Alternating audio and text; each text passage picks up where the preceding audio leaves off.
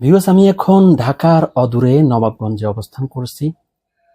আমার সম্মুখে যিনি বসে আছেন তিনি হচ্ছেন এই নবাবগঞ্জের কৃতি সন্তান জামিলুর রহমান শাকা সাহেব। আসলে খুবই দুঃখজনক, শাকা সাহেব আজকে 2 মাস যাবৎ উনি স্ট্রোক করে ঘরে বসা। উনি হাঁটাচলা করতে ওনার কষ্ট হয়, অনেক কিছু। আসলে কোনো মিডিয়াতে সেভাবে আসেনি, এটা খুবই দুঃখজনক। তো আমি ওনার সাথে সরাসরি কথা বলবো। আসসালামু আলাইকুম। ওয়ালাইকুম আসসালাম ওয়া রাহমাতুল্লাহি ওয়া বারাকাতুহু। আপনি তো আমাদের চলচ্চিত্র জগতের একজন স্বনাম ধন্য অভিনেতা। অসংখ্য ছবিতে আপনি অভিনয় করেছেন। এই যে স্ট্রোক করে 2টা মাস আপনি ঘরে বসা। আগস্ট মাসের 30 তারিখে স্ট্রোক করেছি। আহ, সাথে আছে দৃষ্টিশক্তি ক্ষীণ হয়ে আসছে।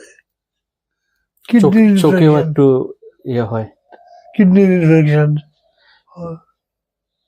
হাঁটাচলা করতে হয়। মানে অনেকগুলো সমস্যা একসাথে হয়েছে। ডাক্তার কি বলছে? কোন হসপিটালে গিয়েছিলেন? ওই যে নিউরো সার্জারি না, জি। ওই হাসপাতালে ওরা ভর্তি রাখে নাই। পরে ওরা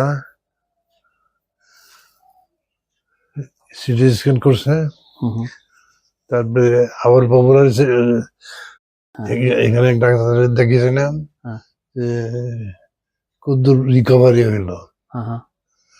উনি বললেন যে রিকভারি হচ্ছে, স্লোলি, ঝুঁকি না যাবে না। এই পরে আমার পপুলার গিয়া সেখানে করলাম, পপুলার ডায়াগনোসিস।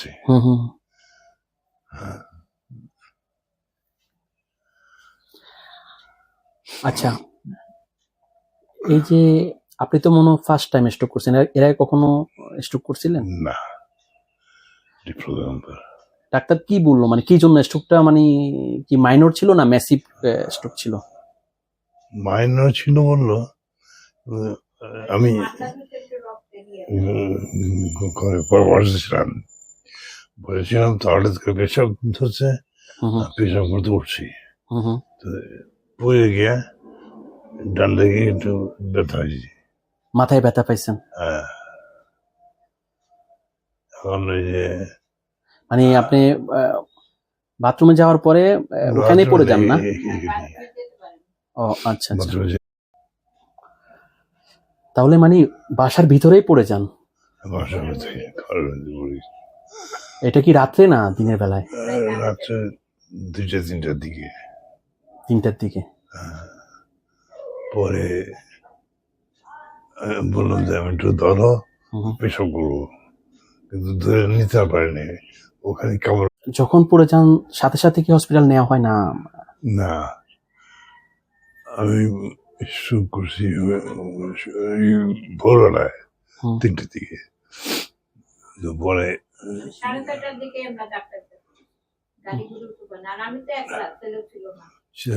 আর এখান থেকে যোগাযোগও তো ওইরকম সুবিধা নেই।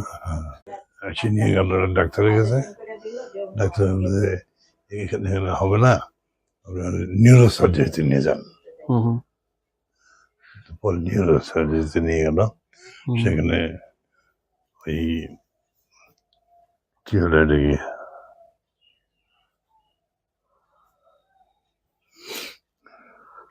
কয়দিন ছিলেন হসপিটালে? আসলে ছিল, রাখে নাই ওরা। আচ্ছা, যে ভোরাতে পড়ে গেছে, কিন্তু ইঞ্জুরি হয় নাই বিদায় উনি বেঁচে গেছেন। ইঞ্জুরি হয়ে সমস্যা হতো, কাছাকাছি রাখার দরকার নেই, বা বাসায় নিয়ে যান। এখন ওখান থেকে আসার পরে দেখা গেল যে কিডনির সমস্যা, কিডনির সমস্যার সাথে সাথে যা হয় আর কি, চোখে কম দেখা, ঝাপসা দেখা, কথা জড়িয়ে যাওয়া। আগের থেকে অনেকেই হয়ে গেছে কথা বলা। এখানে ব্যথা হুম। হয়, কিডনির সমস্যা, ক্রিটিনাইন বেড়ে গেছে। হুম। আর আপনি নিজেও তো বুঝতেছেন একটা মানুষ আগে কেমন ছিলেন, স্ট্রোকের পরে কেমন আছেন, আপনি নিজেও তো উপলব্ধি করতে পারছেন যে আগের মতো সেভাবে কথা বলতে পারছেন না, শরীরে জোর পাচ্ছেন না, তাই না? হ্যাঁ, হাঁটতে পারছে সেটাই তো আমি যখন ওনার সাক্ষাৎকার নিচ্ছিলাম আমি চাইছিলাম যে ওনাকে একটু মানে যেহেতু গরম, হ্যাঁ, একটু বাইরে বসে নিব, কিন্তু উনি তো চেয়ার থেকে যে মানে নিজে দাঁড়িয়ে যে বাইরে যাবে সেই সুযোগটা ওনার নেই, মানে লড়াচড়া করতে পারে না নিজে। অথচ আমি ওনাকে গতবার যখন দেখছি তখন উনি কিন্তু হাঁটা চলা করে মসজিদে গেছে, বাইরে যাচ্ছে, একদম সুস্থ মানুষ। কত 4-5 মাস আগের কথা। তো এখন ডাক্তার একটা টাইম বলে না যে 1 সপ্তাহ পরে আসবেন, 1 মাস পরে আসবেন আপনাদেরকে। 1 মাস পরে নিতে বলছে। এই যে আপনি হঠাৎ করে স্ট্রোক করলেন, অসুস্থ হলেন, আমাদের মিডিয়া জগতের কেউ কি কোনো খোঁজ খবর নিয়েছে বা? কেউ খোঁজখবর নেয় না, কে নেবে, কার দায় আছে? কেউ যদি খোঁজখবর নিতে যায় তাহলে তো লাইব্রেরি গেলে পরেই এটা এটা চাইবে, ওটা চাইবে, এটা দাও, ওটা দাও। আমি বলতেছি যে ইন্ডিভিজুয়ালি একটা যে মানুষের প্রতি মানুষের সম্পর্ক যোগাযোগ করা, আমি সেটা বলতেছি। কোনো অর্থবিত্তের জন্য তো না, অর্থ সাহায্যের জন্য না, একটা মানুষের যে সম্পর্ক, মানে এক দীর্ঘদিন যখন একটা অভিনয় করে একজনের সাথে আরেকজন, একটা বন্ধুত্বপূর্ণ সম্পর্ক হয়, একটা মনের টান থাকে, সে থেকে কি কেউ যোগাযোগ? ওরকম কোনো লোক নাই, 2জন আছে, জেকি আলমগীর আর সুব্রত। সুব্রত হচ্ছে দিঘির বাবা মনে হয়, মানে উনি নায়ক ছিলেন, দোয়েলের নায়িকা, দোয়েলের হাজবেন্ড।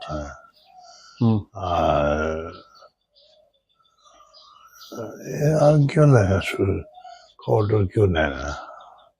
আর একটি মেয়ে আছে জেসমিন করে নাম, সে মাঝে মাঝে ফোন করে কেমন আছেন কিন্তু। তাহলে আপনি যে স্ট্রোক করে আজকে 2 মাস সম্ভবত যে ঘরে বসা, হ্যাঁ, তো এটা তাহলে কোনো ভাবে কেউই জানে না বা নাকি খবর নেয় নাই, না কোনটা? কেউ আসে নেই, জিজ্ঞাসা করে নেই। দেখুন আসলে উনি, আপনারা তো সবাই জানেন কত বড় মাপের একজন অভিনেতা ছিলেন। উনি ছোট ছোট ক্যারেক্টার প্লে করতেন, কখনো কোনো ছবিতে বড় ক্যারেক্টারও প্লে করছেন, অনেক ছবি, অসংখ্য ছবিতে উনি অভিনয় করছেন, এবং ওনার হিসাবে 700-র মতো ছবি করেছেন। এবং জামিলুর রহমান শাকা সাহেবকে চিনেন না যারা বাংলাদেশের সিনেমা প্রেমী, যারা সিনেমাকে ভালোবাসেন, এমন লোক পাওয়া যাবে না। জামিলুর রহমান শাকার চেহারা দেখলেই শাকা সাহেব, উনি অসংখ্য ছবিতে, আমি নিজেও ওনার কয়েকটা ছবি আমার যতটুকু মনে পড়ে, জিনের বাসার ভিতরে দরবেশের সম্ভবত ক্যারেক্টার ছিল, আরো অসংখ্য ছবি। তো সেই মানুষটা সারা জীবন চলচ্চিত্রকে দিল, চলচ্চিত্রকে ভালোবেসে অনেক কিছু কিন্তু শাকা সাহেব করতেও পারেননি। শাকা সাহেব অভিনয় করেছেন শুধুমাত্র অভিনয়কে ভালোবেসে, চলচ্চিত্রকে ভালোবেসে। তিনি অনেকটা তাই, অনেক কিছুই করতে পারেননি। আমি ওনার ঘরে বসে আছি এবং উনি খুব সাধারণ জীবন যাপন করেন। উনি দীর্ঘদিন যাবৎ ওনার দেশের বাড়িতেই আছেন, এই বাড়িতেই থাকেন উনি, এবং সিম্পল একটা ভাষা, সিম্পল ওনার জীবন ধারণ। কিন্তু উনি কিছু চাওয়ার পাওয়ার বিষয় না, এই যে একটা আন্তরিকতা, একটা মায়া, সেই জিনিসটা কোথায় গেল? একটু যোগাযোগ করা, খোঁজ খবর নেওয়া। আমরা মানুষ মারা গেলে আমরা দৌড়াই, কবরস্থানে যাই, কত খোঁজ খবর, কত ফুল দিই, 3-4 দিন যাবত টেলিভিশনে কত প্রচারণা, তার খুঁজে খুঁজে ছবিগুলো বের করি। যখন জীবিত থাকা অবস্থায় মানুষটা যে একদম একা হয়ে যায়, নিঃসঙ্গ হয়ে যায়, তখন সে তার সহকর্মীদেরকে খুঁজে, একটু মন চায় না যে কত স্মৃতি না, মানুষ যখন একা থাকে তখন স্মৃতিগুলা বেশি মনে পড়ে, নাকি আমি মিথ্যা বলছি? তখন একটু মন চায় যে আবার সেই লোকগুলোর সাথে দেখা হলে কত ভালো লাগে। আপনার তো এখন ধরতে গেলে একাকিত্ব, নিঃসঙ্গ। ফ্যামিলি আছে ঠিক আছে, তারপরও ফ্যামিলি ঠিক আছে, কিন্তু নিজের কোয়ার্টিসের সাথে একটা আড্ডা দেওয়া, দেখা হওয়া, খোঁজ খবর নিলে কতই না ভালো লাগে। আমাদের থেকে কি মায়া একটা দিন দিন উঠে যাচ্ছে? মায়া উঠে যাচ্ছে না, উঠে গেছে অলরেডি। কারণ ওই যে প্রয়োজনের বাইরে কেউ আর করতে চায় না। একটু খোঁজ নিতে তো আর খরচা হয় না, খোঁজটা হচ্ছে মায়ার বিষয়। না, ওরকম আমাদের দেশে নাই। এবং অনেকে তো অনেক কিছু সরকার থেকে পেলেন, অনেক আর্টিস্টদেরকে বিভিন্ন সময় আমাদের বিভিন্ন মানে আমি নির্দিষ্ট এক দলের কথা বলবো না, বিভিন্ন মেয়াদে যারা সরকার ছিলেন বিভিন্ন রকমের সাহায্য সহানুভূতি করেছে। আপনাকে কখনো সরকারিভাবে কোনো সাহায্য করা হয়েছিল? হ্যাঁ, এটা ওই যে আওয়ামী লীগ সরকার থাকাকালীন হুম। এটা ওই 10 লক্ষ টাকা একটা সঞ্চয়পত্র দিছিল আমাকে। আচ্ছা আচ্ছা, ওটি এখনো করতেছে আর কি। মান্থলি যে একটা টাকা যাতে পান আপনি। সঞ্চয়পত্র থেকে মাসে 8,640 টাকা পাই। কি হয়? এটা কিছু না, বর্তমানে যে বাজার, যে দ্রব্য, আর তার ভিতরে আপনার যে যে স্টক করলেন, যে চিকিৎসা ব্যয় তো অনেক না, প্রতিদিন 3,000 টাকা লাগে। তাহলে বুঝেন প্রতিদিন 1,500 টাকা খরচ করা একটা ফ্যামিলির জন্য, অবস্থা সম্পূর্ণ ফ্যামিলি হলো একটা বিষয়। শাকা সাহেবের কিন্তু অনেক কিছু নেই, কিন্তু উনি অভিনয় করেছেন ভালোবেসে। অনেকটা মনে করতে পারেন যে 700-800 ছবিতে অভিনয় করেছেন, না শাকা সাহেব কোটি টাকা ইনকাম করে ফেলছেন, না। শাকা সাহেব, আমি যেটা বারবার বলছিলাম, উনি অভিনয়কে ভালোবেসে অভিনয় করেছেন। সেভাবে তো পারিশ্রমিক পেতেন না। না, কত পেতেন একটু যদি দর্শকদের সুবিধার জন্য বলতেন, কতই বা পেতেন যখন অভিনয় করতেন? একটা রোল প্লে করলে কয় টাকা পেতেন আপনারা তখন? ঠিক নেই, 2,000, 1,500। তখনকার সময় হ্যাঁ, এটা পরে কি বাড়ছিল না পরে কিছুটা? বাড়েনি, বরঞ্চ শেষের দিকে এসে কমে গেছে। হুম। যেখানে মনে করেন যে একটা যেটায় 5,000, 7,000 দরকার, সেখানে হয়তো 2,000 টাকা দিচ্ছে। হুম হুম। মানে অনেক ক্ষেত্রে সম্পর্কের কারণেও কাজ করে গেছেন, লজ্জা অনেক সময়, শোকের যে লজ্জা, যেটা হয়তো কিছু বলেননি, অল্প কিছু দিল। ভালো লাগলে লাইক কমেন্ট করে আপনার মতামত দিন। সাথে থাকার জন্য সাবস্ক্রাইব করুন এবং বেল বাটনটিতে ক্লিক করুন।